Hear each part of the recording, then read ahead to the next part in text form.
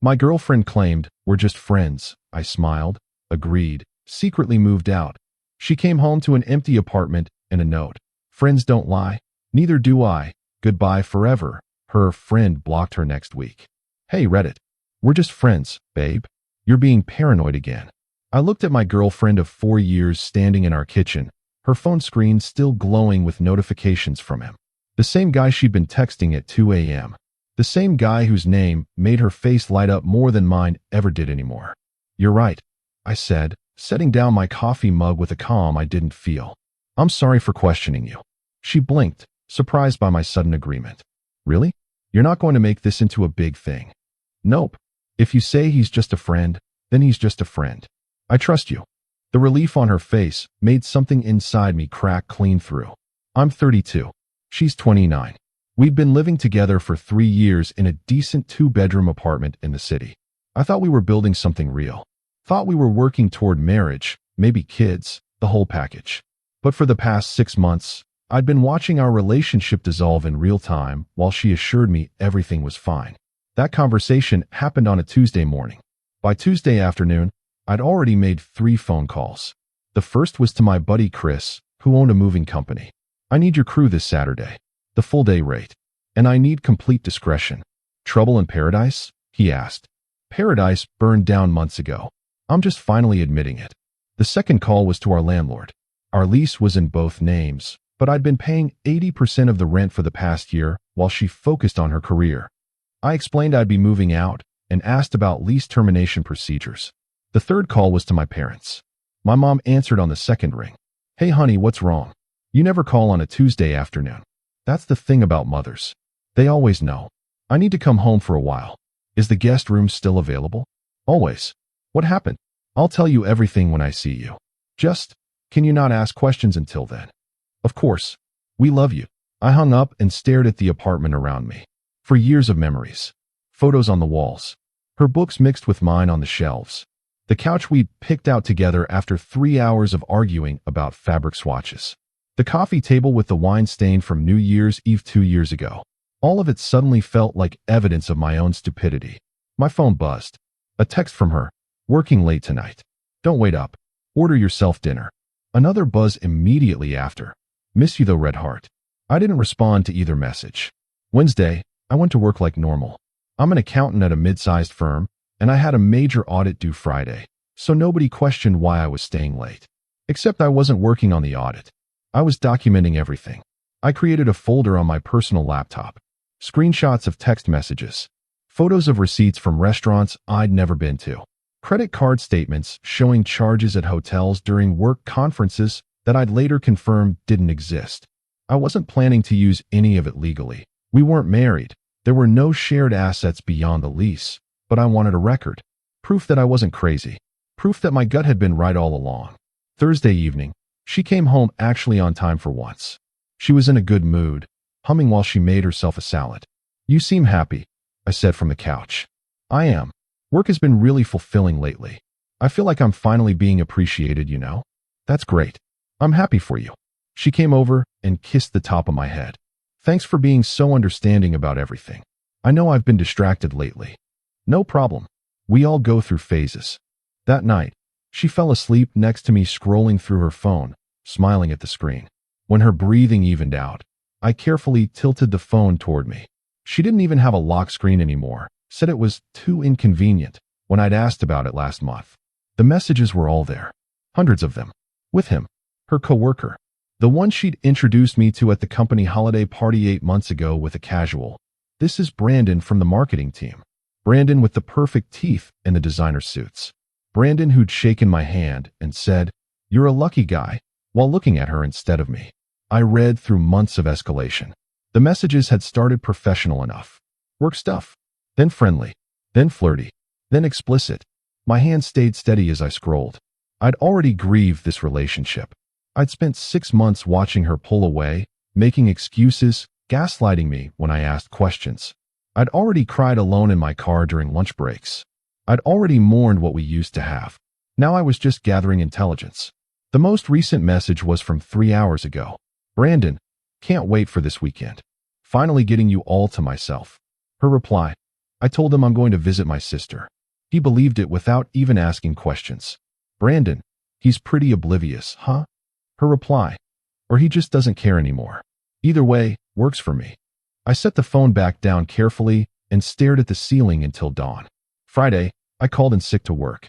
Sent an email to my boss explaining I had a family emergency and would need Monday off too. He approved it immediately. I'd been with the firm for 7 years and had barely used any sick time. I spent the day sorting through our apartment. What was mine? What was hers? What we'd bought together? I decided to be more than fair. Anything we'd purchased jointly, I left. The couch, the coffee table, the dishes, the TV, all of it. I only packed what was unquestionably mine or what I'd paid for outright. It still filled 15 boxes and 4 suitcases.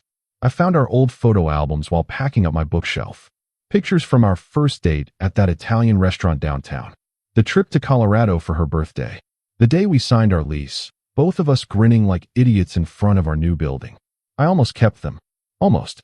Instead, I left them on the coffee table, open to a photo from our second anniversary. We looked happy. We looked in love. We looked like people who told each other the truth. Friday evening, she texted, "Leaving for my sister's now? Probably won't have great service this weekend. Love you." I replied, "Love you too. Have fun." It was the last lie I'd ever tell her. Saturday morning, Chris showed up with his crew at 8 a.m. sharp. 6 guys, 2 trucks, and enough boxes and padding to move a mansion. "You're really doing this," Chris said, looking around the apartment. "I really am." "Did you tell her?" "Why would I? She didn't tell me when she started sleeping with someone else." He winced. "Fair point. Where are we taking everything?" "My parents' place first. Most of it goes into their garage. My clothes and essentials go to their guest room. I'll figure out permanent housing later." "And you're sure about this approach? No conversation? No attempt to work it out?" I handed him a printed screenshot of her text messages. Just 1 page. Enough to get the point across. He read it, then handed it back. "Let's get moving. You've got a clean slate to build." By 2 p.m., the apartment was empty of everything that belonged to me. My books, my clothes, my laptop and work files, my collection of vintage records, the espresso machine I'd bought myself for Christmas, the weights from my corner of the bedroom, even my favorite mug. The apartment looked bigger without my stuff. Emptier. More like a stage set than a home. I stood in the living room one last time, looking at what remained. Her things. Our things. The ghost of a relationship that had died months ago while I desperately tried to perform CPR on a corpse. I pulled out the letter I'd written the night before. I'd gone through 11 drafts before settling on something simple. No accusations. No anger. No pleading.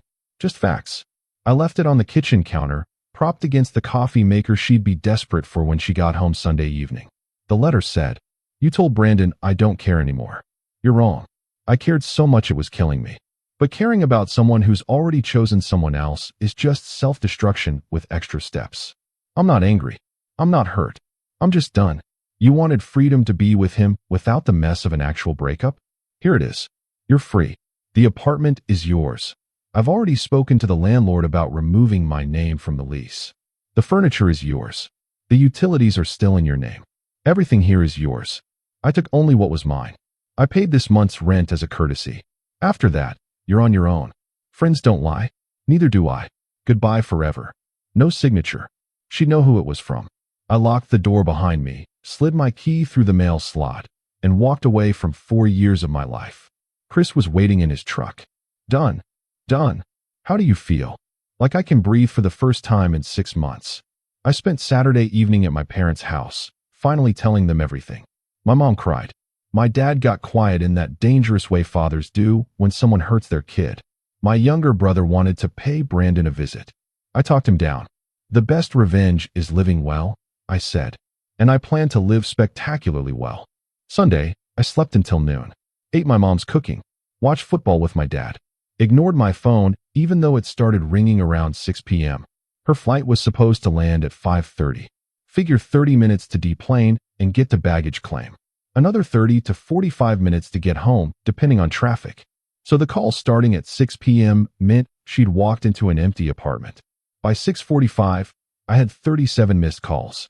By 7 o'clock, there were text messages. "Where are you? What the hell? Call me right now. This isn't funny." Please just talk to me. We can work this out. I love you. That last one almost made me laugh. She loved me. Sure. That's why she'd been planning a romantic weekend with someone else while lying to my face. I blocked her number at 7:15. Then I blocked her on every social media platform. Instagram, Facebook, Twitter, even LinkedIn, because she was unhinged enough to try professional networking as a contact method. I didn't block Brandon though. That was strategic. Monday morning, I went back to work. My coworkers asked about my family emergency. I kept it vague. Had to help my parents with something. All resolved now. My boss pulled me aside. Everything okay? You seem different. Everything's fine. Actually, everything's better than it's been in months. He studied me for a moment, then nodded. Good. Let me know if you need anything. Monday evening, I got a message request on Instagram from an account I didn't recognize. No profile picture. Generic username. I almost deleted it without reading. Curiosity won. It was her, messaging from a burner account since I'd blocked her main. Please just tell me why. I deserve an explanation. I stared at that message for a long time. She deserved an explanation. After months of gaslighting. After lying about her whereabouts. After planning a weekend getaway with another man while living in an apartment I primarily paid for. After telling that man I was oblivious and didn't care. She deserved an explanation. I typed. You already know why. You told Brandon yourself. Then I blocked that account too. Tuesday, Chris called me. Dude, you're going viral. What? Your ex. She posted something on Facebook. It's being shared everywhere. She's painting herself as the victim of some psycho who disappeared without warning. I felt my stomach drop. Seriously? Yeah. She's claiming you abandoned her with no explanation, took everything, left her with an apartment she can't afford.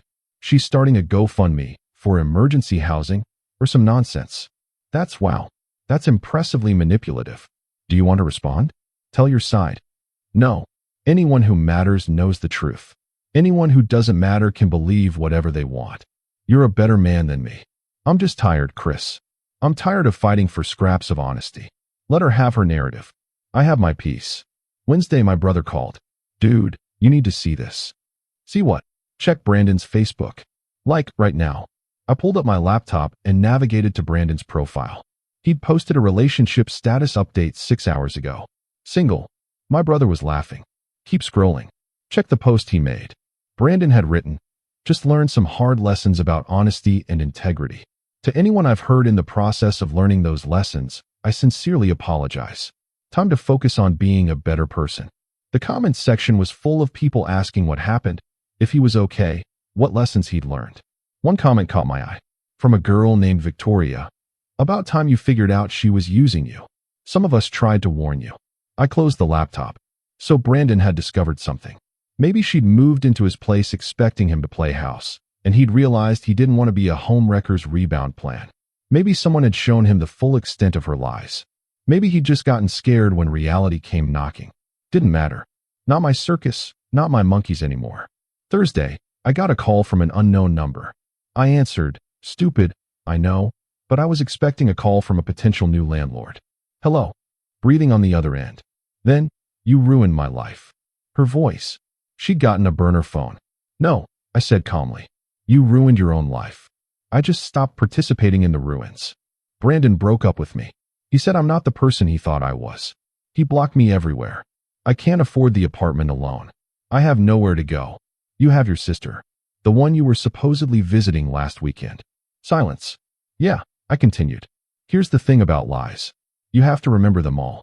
Keep them straight. You told me you were visiting your sister. You told Brandon we were basically over. You told our friends I was controlling and paranoid. Eventually, lies collapse under their own weight. I made mistakes, but you didn't even give me a chance to explain. Explain what? That you accidentally fell into a 6-month emotional and physical affair? That you accidentally planned a romantic weekend getaway? That you accidentally told him I was oblivious and didn't care? You read my messages? You left your phone unlocked. I didn't have to hack anything. The lies were right there on the surface, like scum on a pond. So that's it. For years means nothing. 4 years meant everything. That's why this hurts so much. But those 4 years died slowly over the past 6 months while you built a new life behind my back. I just finally accepted the death certificate. I hate you. You don't hate me. You hate that actions have consequences. You hate that you got caught. You hate that your backup plan fell through, and now you have to face reality alone. But you don't hate me. You barely thought about me at all. I hung up. Then I blocked that number too. Friday, exactly 1 week after I'd walked out, I signed a lease on a new apartment. Smaller than the old place. 1 bedroom instead of 2. But it was mine. All mine. No shared names. No shared histories. No ghosts. I spent the weekend moving my stuff from my parents' garage into my new space. Chris helped again, refusing payment. Consider it my contribution to your liberation, he said. Plus, your mom made me those cookies. We're even. Sunday evening, I sat on my new couch, a cheap but comfortable thing I'd bought on sale, in my empty apartment, and I felt something I hadn't felt in months. Hope. Monday marked the start of week 2. I fell into a routine. Work. Gym. Cooking actual meals instead of eating takeout in silence while she texted someone else. Reading books I'd been meaning to get to. Calling old friends I'd lost touch with during the slow death of my relationship. I started sleeping through the night again. No more lying awake while she smiled at her phone. No more pretending not to notice her emotional distance. No more making excuses for why she was working late 3 times a week. My coworkers noticed the change. I was more engaged in meetings. More willing to go to happy hour. More present. Breakup looks good on you. My colleague Rachel said over drinks one Thursday. Is it that obvious? You were a zombie for months. Now you're human again. So yeah, it's obvious. It was necessary. Like amputating a gangrenous limb. Gross metaphor, but accurate. I didn't tell her the full story. Didn't need to. The weight I'd shed was visible enough without the details. 3 weeks after the move, I got a message on LinkedIn. Her again, finding new platforms after I'd blocked everything else. Brandon told everyone I'm a liar and a cheater. I can't get anyone to hang out with me anymore. I'm alone. Are you happy now? I read it 3 times, considering my response options. I could ignore it. Probably should ignore it. I could block her on LinkedIn too. Add it to the collection.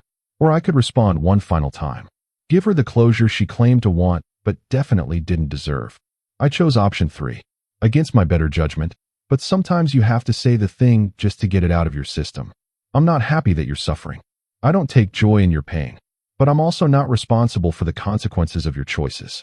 You cheated. You lied. You got caught. Those are all facts. What Brandon tells people, what friends believe, what reputation you have now, those are all results of your actions, not mine. You want to know if I'm happy? Yes. I'm happier than I've been in 6 months. But not because you're hurting. I'm happy because I'm free.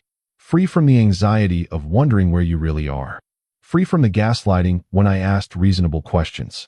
Free from loving someone who stopped loving me back, but was too cowardly to admit it. You didn't just cheat on me physically. You cheated me out of months of my life. Months I spent trying to fix something you'd already decided was broken. Months I could have spent moving on, healing, rebuilding. You stole that time because ending things would have been inconvenient for you. So no, I'm not happy you're suffering. But I'm not sad about it either. I'm indifferent. And that's worse than hate, isn't it? That's the real death of love. Not anger, but complete indifference. I hope you figure yourself out. I hope you learn from this. I hope you never do this to someone else. But mostly, I hope you stop contacting me. We're done. We've been done. Accept it. I hit send, then immediately blocked her on LinkedIn too. That night, I slept better than I had in a year. For weeks post-exit, I went on a date. Nothing serious, just coffee with a woman I'd matched with on an app. She was a teacher, loved hiking, had a dog named Pancake. We talked for 2 hours. At no point did she check her phone. At no point did she seem distant or distracted. At no point did I feel that familiar knot of anxiety in my stomach. When we parted ways, she said, I had a really nice time. I'd like to do this again. Me too, I said. And I meant it. I didn't hear from my ex for 2 months after the LinkedIn message. I assumed she'd finally accepted reality and moved on. Then, on a random Tuesday in month 3, I got a letter in the mail. Actual physical mail, forwarded from my old address to my new one. Her handwriting on the envelope. I almost threw it away unopened. Almost. Curiosity won again. I'm weak that way. The letter was 4 pages long. Handwritten. No crossed out words or mistakes. She drafted this carefully. It started with an apology. Long, detailed, seemingly genuine. She took responsibility for the cheating, the lying, the gaslighting. She admitted she'd been selfish and cruel.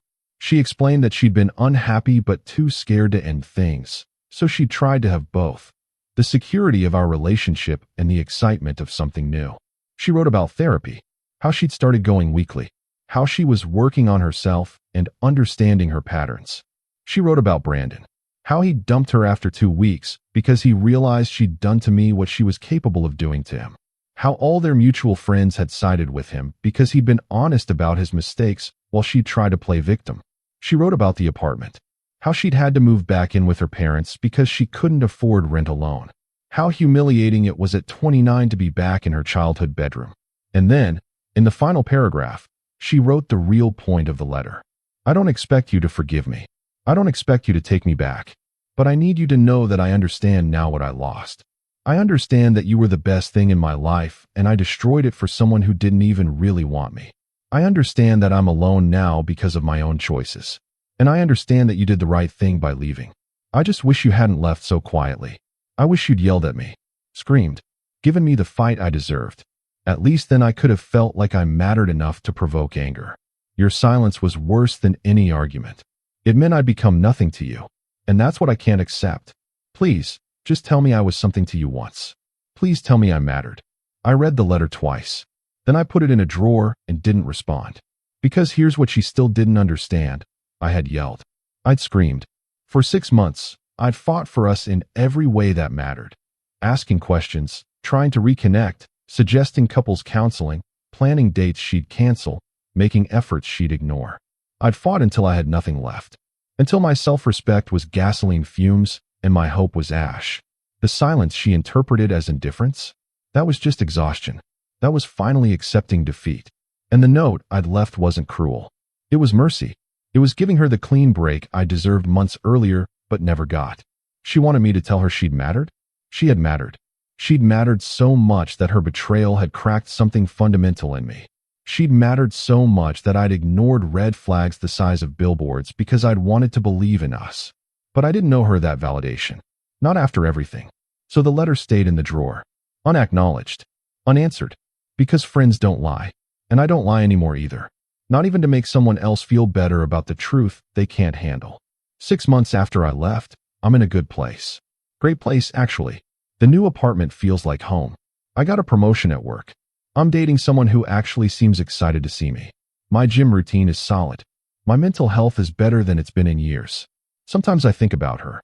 Usually when something reminds me of a good memory we shared. A song. A restaurant. A joke. But I don't miss her. I miss who I thought she was. I miss the relationship I thought we had. Turns out, neither of those things were ever real. And you can't miss something that never existed in the first place. Last week, I ran into one of our mutual friends at a coffee shop. She hesitated when she saw me, probably unsure if I'd want to talk. Hey, I said. How are you? I'm good.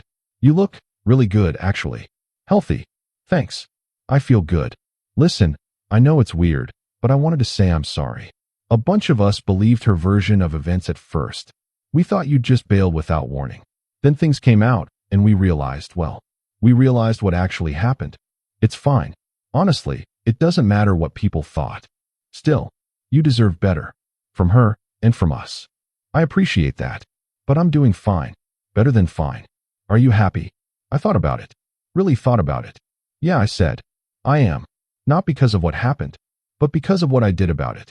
I chose myself. And that was the right choice. She smiled. Good for you. Genuinely. We parted ways, and I realized something walking back to my car. I told the truth. I was happy. The kind of happy that comes from self-respect instead of external validation. I'd walked away from someone who'd stopped choosing me. And in doing so, I'd finally chosen myself. The best part? I'd done it on my terms. No dramatic confrontation. No screaming match. No begging or pleading. Just a note, some packed boxes, and the quiet dignity of knowing when to leave. Because friends don't lie. Neither do I. And I was done being lied to. So I left. And I've never once regretted it. Not even for a second.